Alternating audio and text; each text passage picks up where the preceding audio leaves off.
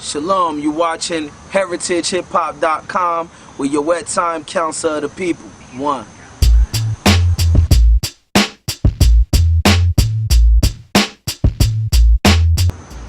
Alright, everyone out there, if you know me, you know that I always try to put myself around people who are good and sound in conversation, in theory, philosophy, and faith. So let me tell y'all, this right here is a dude that I'm really tight with, and I welcome everybody to this conversation. Introduce yourself to the people. Alright. Shalom, everybody.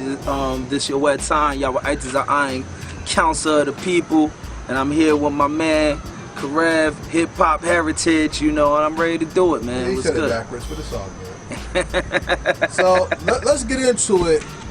Our interviews, I always ask people if they've seen the interviews because our interviews are not the typical interview. And this interview is kind of special to me because I'm looking to shoot a documentary soon called "Does God Exist in Hip Hop?" And I wanted to, I want to get people of various faiths to come and speak. So I have people who are Muslim, 5%. I have Christians, Catholics, and now I have a Hebrew Israelite. I also have atheists I've talked to too who I'm going to give it for this presentation, and let's give them a taste of what they can expect. But let's talk overall arcing issues in life and hip hop culture in general. Gotcha. When did hip hop open its doors to receive you? Man, hip hop opened its doors to receive me when I was probably like about 9 years old, maybe. You know what I mean?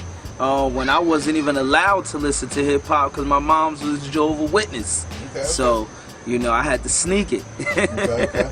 That's a lot of stories. That's stories for like everybody in our community when it comes to things that are considered vulgar. Like, yeah, people had to sneak and listen to the Red Fox records. Oh, yeah. And then people had to sneak off and dip off and listen to the Ghetto Boys and NWA and 2 Live Crew. Yep. Stickers and the language and everything. Yep.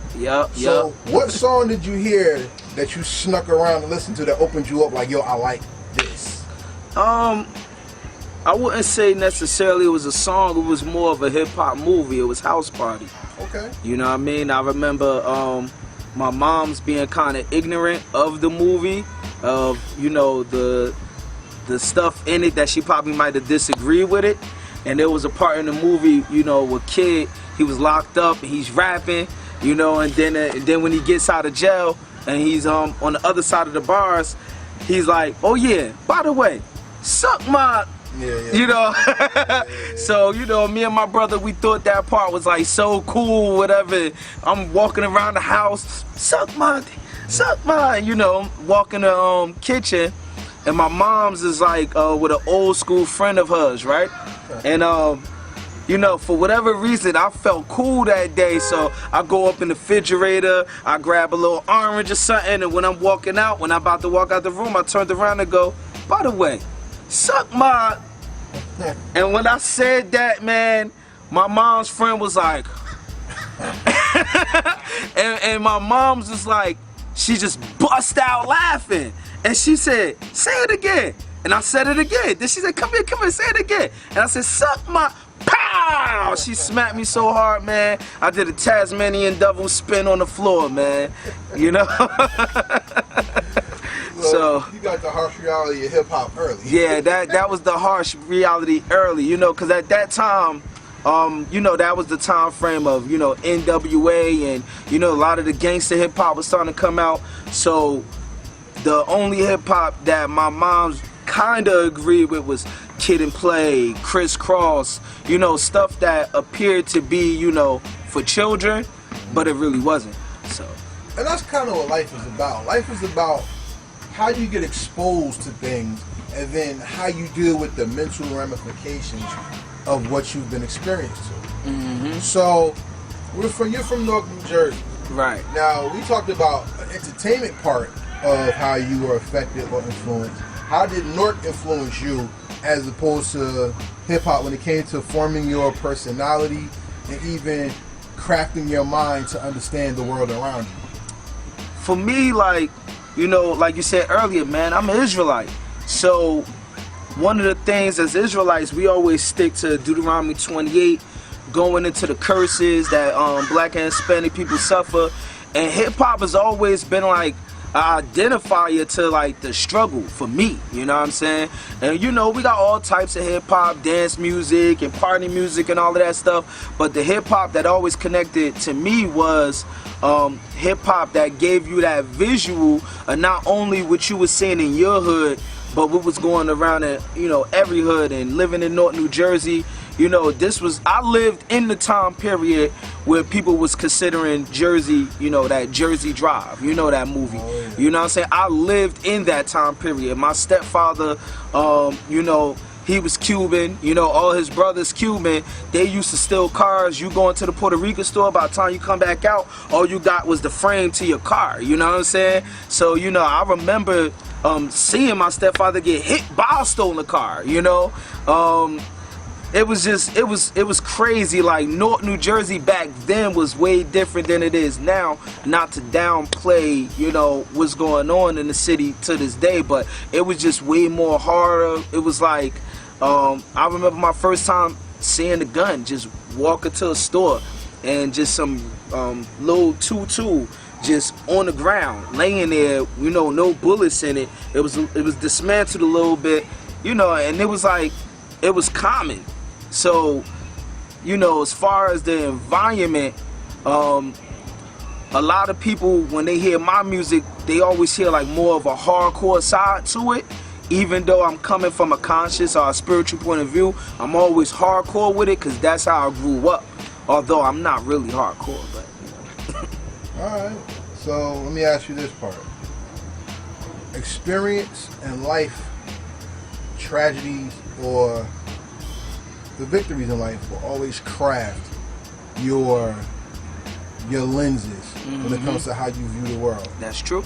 So from that early time when you experienced life before being an Israelite, how did that craft your mold in making you who you are, where you accepted hip-hop music or hip-hop culture to be a part of your lifestyle into before you got your faith, like going into it? How did that happen?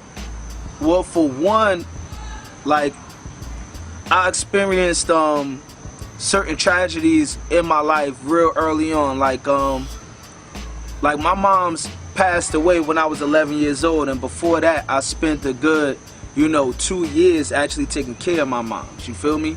So, you know, as far as poverty, you know, not having an economic status, not being able to wear the clothes that you wish you had the first day of school and all of that stuff, you know, those things affected my mind a lot because I learned not to be materialistic.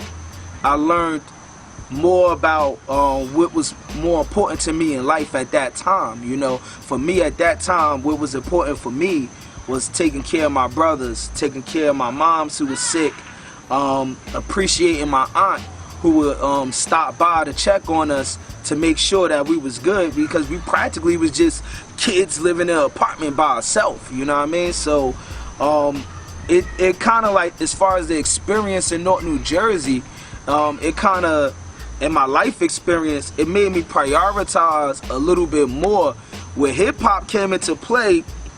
As my mom's began to be sick and she didn't have as much control over us, I began to realize hip-hop was way more broader than what a lot of people thought at that time.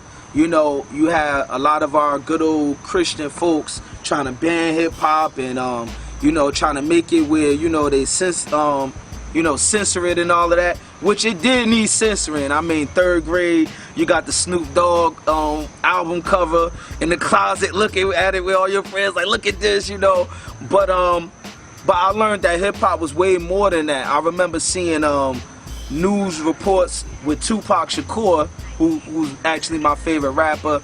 And I remember the first time I seen a news clip of him, he was spitting on reporters, and I was like, yo, like, who the heck is this guy? Like, he's evil, you know? And then the whole time, a song that I was listening to that was actually my favorite song at the time came from him, you know? And it was Dear Mama. I remember, you know, hearing that song when my moms was sick, and then when my mom's died, I couldn't even really listen to that song without having a tear come to my eye, without me about, you know, ready to cry, you know what I'm saying? So, you know, I started realizing hip-hop was way more than that. And then when I put the 2 and 2 together, like, this dude is the one who made this song. It blew my mind, and I remember that whole album, Me Against the World.